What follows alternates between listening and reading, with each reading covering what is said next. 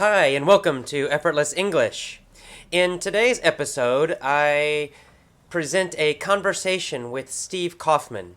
Steve and I had a long 30-minute conversation about language learning, learning on the internet, self-study, a lot of different topics. So I'm breaking this conversation into little pieces. Today's piece is about confidence. Steve and I talk about the vital importance of having confidence when you learn a language. You've got to be confident. You've got to believe you can do it. You've got to believe in yourself.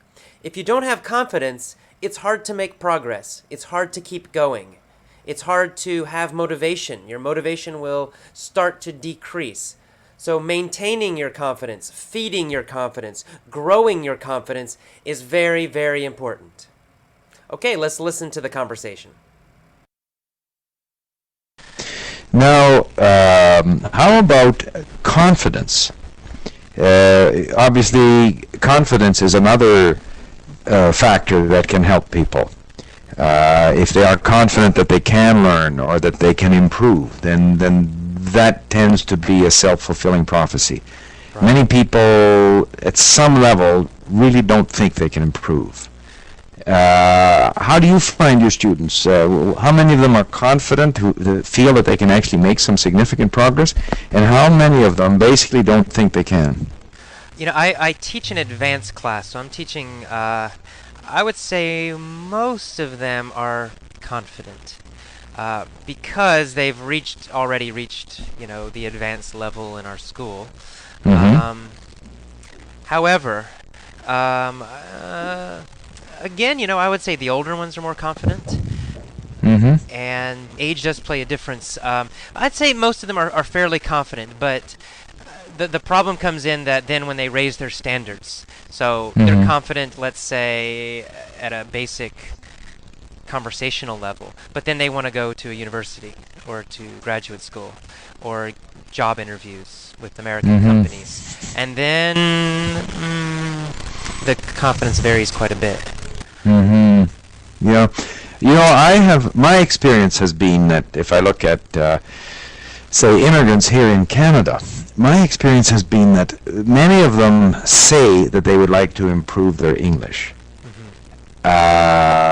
But that because to really make a breakthrough in language requires quite a lot of commitment. Quite a lot of commitment. You literally have to study every day for 1 or several hours. Right. And you have to really throw yourself into it with a very positive attitude. And I find that very few people have that attitude. Like, I think that it's probably less than 5%. In any group, even if you take, it doesn't matter which group you take. Maybe I'm being overly negative there. What do you think? It's interesting. I had a class today with quite advanced class, and we talked about. In fact, we read a section from your book where the section of create intensity. Now, this is a TOEFL exam course, prep course, and so I was trying to impress on them exactly the point you just made. I was like, we're meeting 3 hours. It's a 3-hour class once a week, and I said, if you really want to significantly improve your TOEFL exam or your general English, 3 hours one time a week definitely is not enough. You've got to do it every day. You've got to have a plan, a system. And I'd say most of them didn't like hearing that. Is that right? They wanted to hear that they were going to come to the TOEFL class once a week, and 4 months later, their TOEFL scores are going to jump up, and they're going to be speaking English, much better, and not have to do anything else. Okay, that's the end of this section of the conversation. As I said, this is not all of the conversation. I'll be posting more sections of this conversation throughout the next week, actually.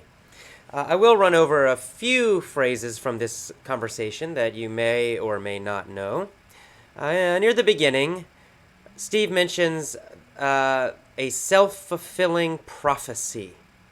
A prophecy is a prediction of the future, right? Someone with magical powers, they can predict, I know what will happen in the future. Self-fulfilling means that if you believe something will happen in the future, your belief your idea might make it actually happen.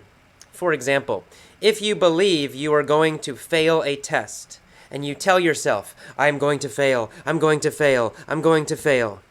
And by doing this, you destroy your confidence. You become more and more nervous. So finally, when you take the test, you actually do fail. Well, maybe your belief is the reason you failed, right? Your prophecy, your prediction that you would fail is the reason you actually did fail. So when you have this, when you have a belief about the future, and that belief makes this event happen, we call that a self-fulfilling prophecy. Okay, Steve also talks about making a breakthrough. This is a common phrase. We use it in many situations. To make a breakthrough is to make a sudden improvement. It means you overcome a problem quickly, suddenly, or you get through a problem, or you overcome an obstacle, or you suddenly make a big jump in your English level, or it can be used in any situation, not only learning in English. So that's making a breakthrough. And that's what most of us want to do with our language study, right? We'd like to make a big breakthrough. We want to make a big, sudden improvement as fast as possible. We also use the word commitment a lot in this conversation. And a commitment is a promise to yourself, right? It means you make a strong decision to do something. It's not a small decision. It's not easy to change. If you make a commitment to learn English, it means you are going to keep trying. If there's a problem, you will not quit. You will not give up. You have a commitment. It's the same thing in a relationship. If you have a commitment to your girlfriend or your boyfriend, well, that means it's a serious relationship. That means you are not going to break that relationship easily, right? You've made a strong decision, a strong promise to yourself to stay with that person. So that's commitment. And you need a commitment. You have to make a strong commitment to learn English and to master English. We use the phrase, throw yourself into it. I believe Steve said that. Throw yourself into it. You've got to throw yourself into learning English. You've got to throw yourself into improving. To throw yourself into something, it means you commit with all of your energy, with all of your passion, with all of your enthusiasm. So throw yourself into something means you totally do something. You do it with all of your energy. You're not holding back. You're not doing it just a little bit. You're really trying as hard as you can. All right, and finally, I talk about talking to my TOEFL class, making them read part of Steve's book, because I wanted to impress on them an idea. To impress an idea on someone, it means to kind of push your idea. It means try to get your idea across, to get them to understand your idea. And it has the idea of persuading, right? If I impress my idea on them, it means I'm trying to persuade them. Trying to persuade them that they need to listen and read and learn English away from class. Class is not enough. And so that's my final vocabulary point, but my final point about English and learning English is the same point I made to my class. Even if you're going to a school, even if you're going to a school 3-4 hours every day, it's not enough. It's simply not enough. Classes waste too much time. You have to you have to have your own learning plan. You have to be listening on your own, by yourself, independently. You have to be choosing material, content that you find interesting.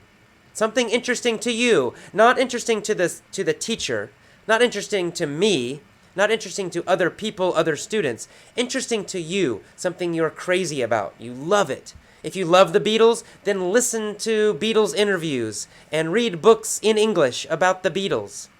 If you love cars, get car magazines. Listen to radio shows about cars. Find content in English about cars. That will make intensity easier. That will make your motivation better. That will make it much, much more pleasant, more pleasurable, more fun to actually be listening and reading and learning English. So, find what you love, find what you're interested in, focus on that, and be an independent learner. Okay, that's the end of this episode. Once again, our website, Effortless English, it's coming along. The simple test version is almost ready. Should be ready next week. I will be accepting a few students, just a few students, to test out the new system. If you would like to be one of the testers, one of the few beginning students, go to my blog, effortlessacquisition.blogspot.com, and enter your email address on the right side, at the top right side. There's a little space. Enter your email address and click the blue button. If you'd like to subscribe to this podcast instead of just getting it, click the big round button on the top of my blog. You need iTunes to subscribe to my website. Well, it's easiest if you have iTunes. And I also have a link there for getting iTunes if you don't have it. iTunes is free. It's great software. Really great for managing your music and podcasts and now even TV shows and movies. And finally, one last thing, I ask you a favor. If you know somebody who's trying to learn English, if you know someone who is frustrated with their normal, traditional English learning, English classes, please tell them about this podcast and, ask them to check it out. Ask them to try it. Okay, I will see you next time. Keep learning English. Keep your motivation. Keep your confidence. Keep your passion. See you next time.